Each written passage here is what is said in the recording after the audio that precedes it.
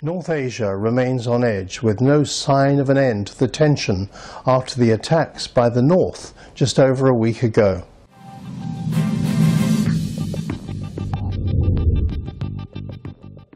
Welcome to Agenda. I'm Colin Chapman, and on the agenda next week is a significant tripartite meeting between Japan, South Korea and the United States, but the chances of any kind of solution to the crisis are not good. You can see the tactical details of the exchange of fire between North and South Korea on our website, along with satellite imagery that we've obtained and military analysis. Joining me to discuss this is Rodger Baker. Rodger, what's your analysis of where things stand now? Well, we're at a very delicate position right now in Northeast Asia. Certainly, every side is making a case that none of them want war, none of them want this to escalate, and yet the South Koreans have an incentive to, if there's another North Korean action, to respond extremely strongly. The North Koreans may have a sense that they need to show one more time that they're tough. The Chinese are offering talks that they know nobody's going to come to. So we're at kind of an uncertain moment as we watch this situation unfold. Yet some people are clutching at straws. For example, North Korea's hinted that it might start allowing international investment in mining in its country. A strange step if, in fact, you're planning a major war. Well, one of the things we've been watching is to see whether or not the North Korean behavior with the shelling of this island fits within their typical pattern of creating crises in order to head into negotiations. And this seemed a step beyond what they've normally done in the past. Yet in the background, we're seeing certain actions that still fit in the old pattern. So we've seen regular inspection tours of Kim Jong-il and his son. We've also seen an announcement today by the North Koreans that they've upgraded to ministry status a natural resources department.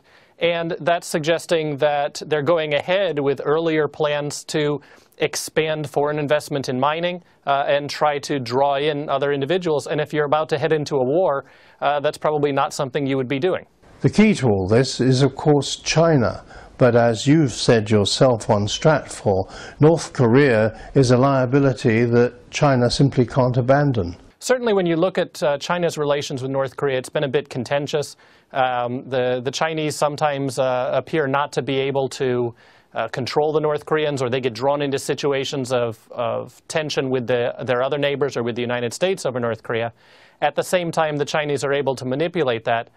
But in the end, when you look at the Chinese, North Korea serves as a strategic buffer. North Korea prevents, effectively, the United States from being able to place troops right along the Chinese border. And so no matter what you hear from the Chinese talking about, maybe supporting reunification or not supporting the North Koreans or sitting back, in the end, they're going to ensure that something is in that position, whether it be North Korea, whether it be a Chinese run North Korea, that creates that sense of space so that they can't have the United States come right up against the Yalu River. Did WikiLeaks come up with anything that might be relevant here? Well, some of the things that we've seen and what got a lot of play was the idea, for example, that the Chinese had considered letting the two Koreas reunify, letting South Korea run that.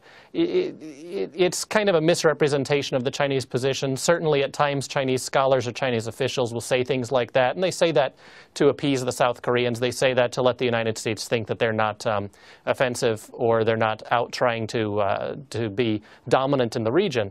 But in general, if you look at the Chinese position, the Chinese now, no less than in 1950, have an interest to prevent the United States from coming up to the Yalu River. The date in the diary is this tripartite meeting between Japan, South Korea and the United States. But is there any real prospect that it could come up with any kind of solution? The meeting between the United States and its two key Northeast Asian allies, Japan and South Korea, is probably not going to come up with some amazing new policy on North Korea or new way of resolving the situation.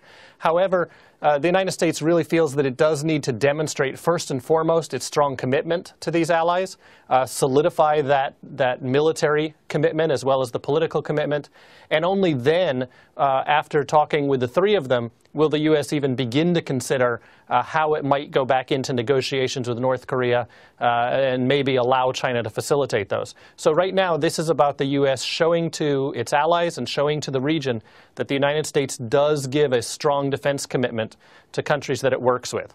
I talked to 3 former envoys to Seoul this week, and all of them agreed that South Korea had handled this in a pretty cool and sensible fashion. But they think that the solution is now going to be resumption of the 6-party talks. Do you agree with that? Well, I think if you look at the 6-party talks, it's questionable whether the 6-party talks or any other multilateral forum is going to resolve the situation. And that's because, as you look at each of the players, they don't necessarily have the same end goal in mind. So for China, as we've noted, the Chinese are really not ultimately interested in a reunified Korea. At least not one that would in any way be a potential challenger or competitor or be an ally to the United States. The South Koreans don't necessarily want to rush reunification.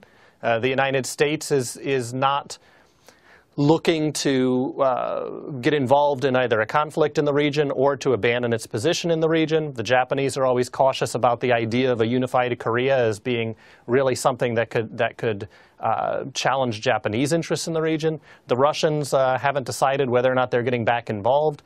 The North Koreans certainly don't want to become subservient to the South Koreans. So when we look at the 6-party talks, the 6-party talks may be about stopping the North Koreans from having nuclear weapons, but the North Koreans already have them. There's very little that the North Koreans would get in giving up a capability that they already have.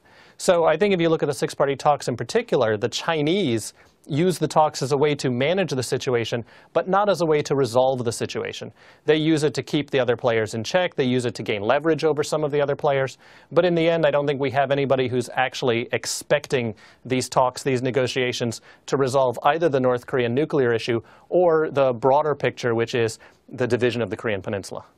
Rodger Baker there, ending this week's agenda. I'm Colin Chapman at Stratfor. Thanks very much for being with us today.